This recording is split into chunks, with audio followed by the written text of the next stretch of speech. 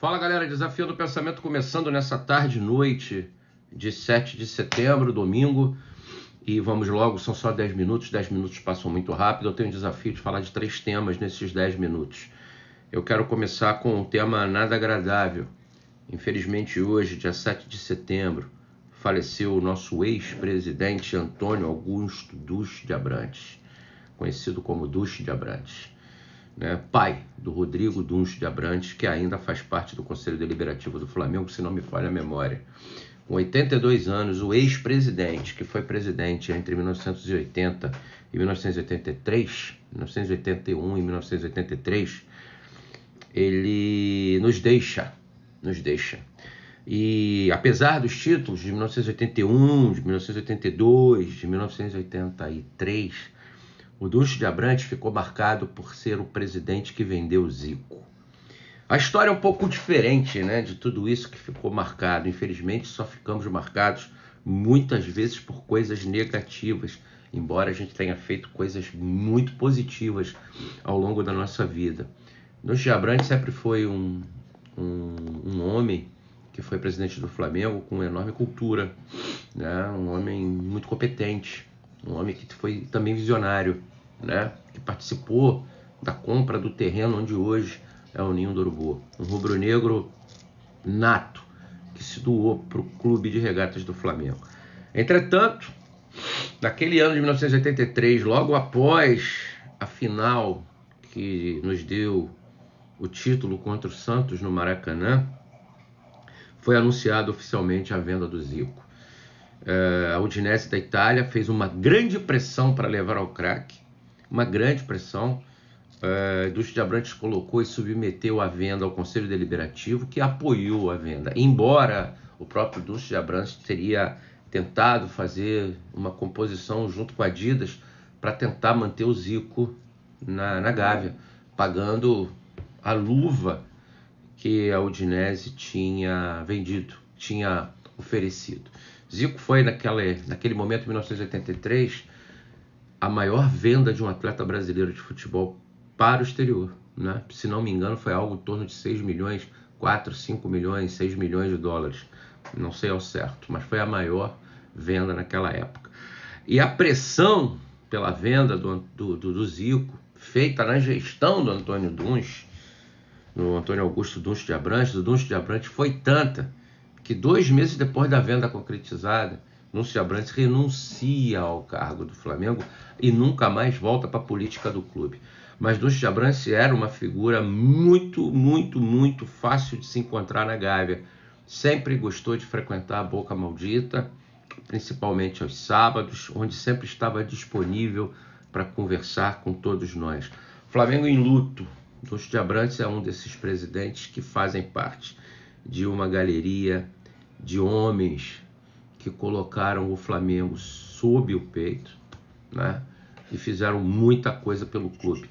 Lamentar, eu tive o privilégio de vivenciar, atravessar essa etapa do Flamengo com o Duch de Abrantes como nosso presidente. É uma noite, é um dia de luto, e lamento.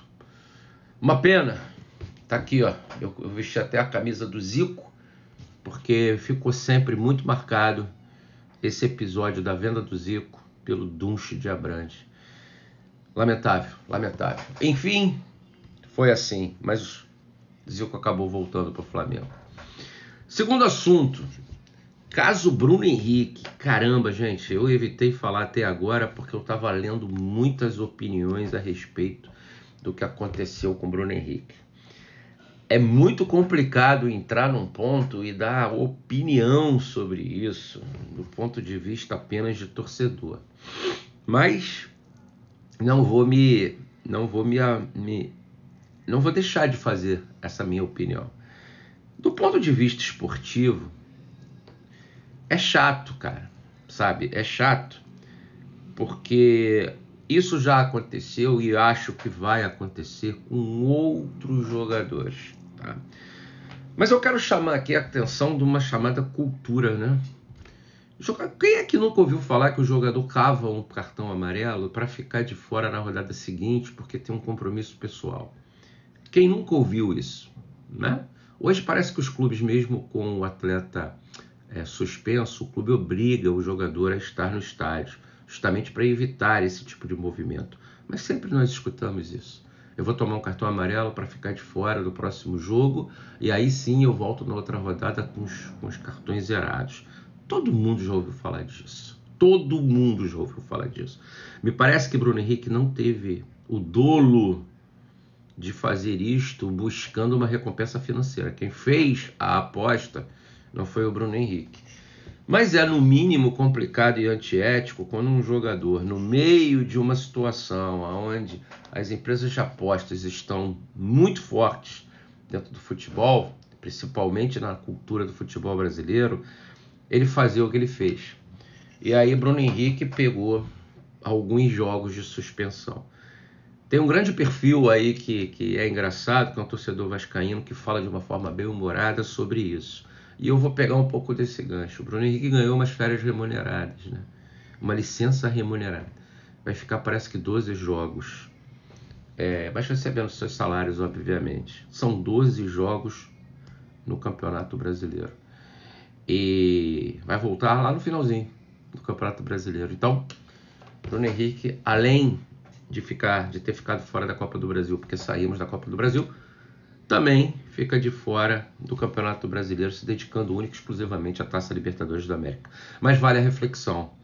É uma cultura, uma horrível cultura, mas quem nunca ouviu falar num jogador que fala assim: eu vou puxar um cartão amarelo, eu vou provocar o cartão amarelo para ficar de fora do próximo jogo, para benefícios esportivos do próprio clube, por influência até de alguns treinadores, por exemplo, cava o cartão amarelo para zerar tudo isso, ou no caso dele, pode ter sido uma grande brincadeira, pode ter sido uma grande infelicidade, mas o fato é que Bruno Henrique foi punido, e eu acho que não é uma punição didática. Não é uma punição didática. Todos nós gostamos muito do Bruno Henrique, mas foi infeliz no ato, foi infeliz na atitude, e a punição acaba sendo pequena, perto do que didaticamente ela poderia oferecer para o futebol, para os jogadores de futebol. Infelizmente. Gosto muito do Bruno Henrique, vacilou, foi infeliz, ganhou lá a sua punição, mas é uma punição branda perto do que poderia ser. E o terceiro tema, muito rapidinho. O Flamengo consolidou e averbou junto à prefeitura a compra do terreno para fazer o estádio. O estádio do Flamengo parece que será realmente real, não no prazo que nós imaginávamos, mas um pouco mais estendido, um pouco mais lá para frente. E aí eu queria falar sobre o local e tudo aquilo que aquele local poderá significar no futuro.